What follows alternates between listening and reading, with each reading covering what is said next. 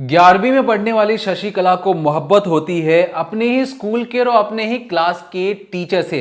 नाम है इनका मिलन दास महंत। उनकी एक से एक तस्वीरें सोशल मीडिया पर इस वक्त वायरल हैं, जिसमें जो क्लास टीचर है वो अपनी ही स्टूडेंट के कंधे पर हाथ रखकर फोटो खिंचवा रहे हैं। कई सारी और तस्वीरें हैं जिसमें बर्थडे पीछे सेलिब्रेट हो रहा है और जो टीचर और स्टूडेंट्स हैं दोनों एक साथ नजर आ रहे हैं।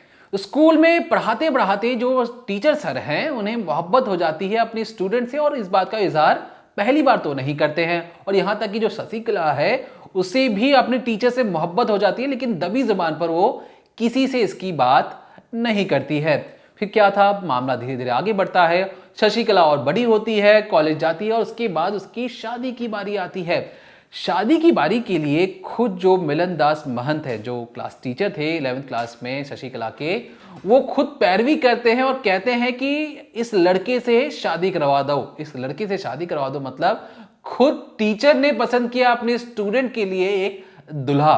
उस दूल्हे के लिए सबसे ज्यादा पैरवी करने वाले, सबसे ज्यादा मनाने के लिए खुद टीचर एक पांव पर हमेशा आगे खड़े मिलते थे।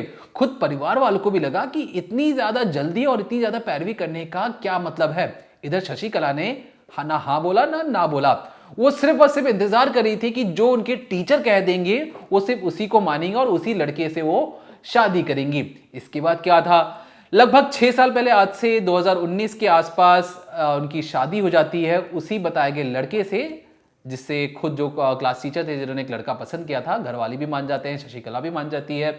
लेकिन शादी के 15 दिन ही बीते थे और लगभग 15 दिन बीतने के बाद जो शशिकला है वो अपने पति को छोड़कर अपने टीचर के पास लिव इन में रहने के लिए चली जाती है। वो बार बार बहुत सारी चीज़ें बताती हैं। इसके बाद कहानी में थोड़ा सा ट्विस्ट आता है। कहानी में ट्विस्ट क्या आता है कि पता लगता है कि शायद ये जो लड़की है वो कहीं भाग चुकी है, वो यहाँ पर नहीं रह रही है। इसके बाद बाकायदा पुलिस स्टेशन में कंप्लेन दर्ज करवाया जाता है कि शायद उनकी बेटी को किडनैप कर लिया है।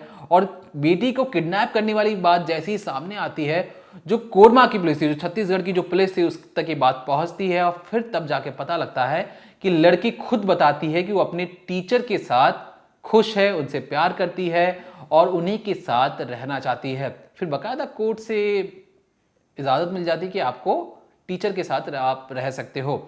इसके बाद क्या था, इसके बाद लगभग 6 साल लिव इन में रहने के बाद कुछ कहानी में बदलाव इस तरीके से आता है कि जो पहला प्यार था इनका वो अब बदलना शुरू हो जाता है। अब इस प्यार में बहुत सारी नोकझोंक शुरू हो जाती है, मार पिटाई तक की नौबत आ जाती है, गाली गलौज की नौबत आ जाती है।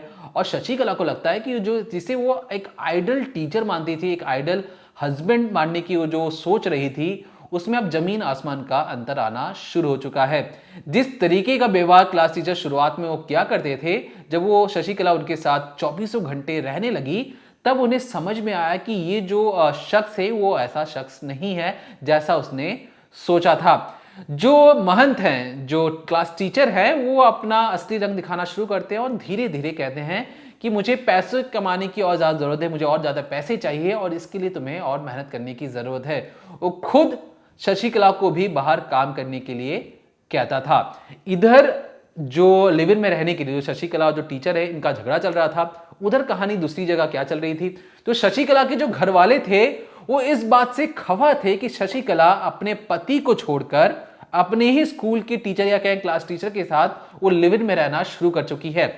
इसलिए पूरे गांव ने, खुद घर वालों ने शशिकला से बात करना बंद कर दिया था। अब बात करना बंद कर दिया तो कोई हालचाल पूछने वाला भी तो होगा, लेकिन भाई का मन कहाँ मानेगा। भाई जिसने अपनी बहन के साथ हर छोटी बड़ी प्रॉब्लम में साथ दिया, उसके साथ बचपन में खेला, भाई को लगा कि उसकी बहन के साथ जाती हो रही है, घर वाले जो बात नहीं कर रहे हैं गलत है।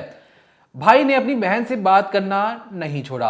वो लगातार अपनी बहन का हालचाल पूछता, रोज फोन करता, दीदी कैसी हो, दीदी क्या कर रही हो, कोई दिक्कत तो नहीं है।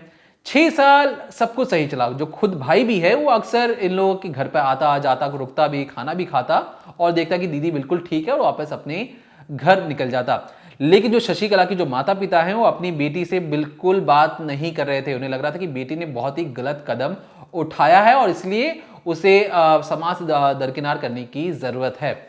इसके बाद कहानी में जब बहुत सारी दर्द भरी कहानियां शुरू होती हैं, मार पिटाई गाली गलौज शुरू होता है, तो ये जो सारी चीज़ें शशिकला अब इस बात को किसे बताए, ना अपने घर वालों को बता सकती है। जो भाई उम्मीद लेके आता है कि उसकी बहन खुश होगी, वो अपनी बहन को भी सारी चीज़ें नहीं बता पाता है। होता क्या है इसके बाद? होता ये है कि जो महन दास हैं, जो अपने जो लिव इन में रह रहे थे 6 साल अपने स्टूडेंट के साथ, वो अपने ड्राइवर के साथ मिलकर एक रात 11 से 12 बजे की दरमियानी रात अपने ही लिव इन या अपने जिससे वो प्यार करते थे उस मोहब्बत को गमछे से उसका गला घोट देते हैं और इंतजार करते हैं कि जब इसका दम निकल जाएगा ये इसे जंगल ले जाकर इसकी लाश को जला देंगे। अब बकायदा ड्राइवर के साथ, जिस किराए के मकान में लोग रहते भी थे, वहां से लाश को लेके जाया जाता है, कार के अंदर रखा जाता है, फिर इसे जंगल ले जाकर जला दिया जाता है। लेकिन जलाने के बाद जब इन्हें लगता है कि जो लाश है वो बहुत अच्छी तरीके से जल नहीं रही है, तो डर के मारे अध जली लाश को ये वहीं पर छोड़कर भाग जाते हैं। अब सोचिए कि जंगल में ले जाके एक अधजली लाश वहां पे पड़ी हुई है। आसपास की जब राहगीरों ने ये सारी चीजें देखी तो उन्हें लगा कि यहाँ पर कोई हत्या या मर्डर जैसी चीजें हुई हैं, पुलिस को बताने की जरूरत है। पुलिस जब उस लाश के पास पहुंचती तो देखती कि हाथ में एक रिंग है और एक ब्रेसलेट है।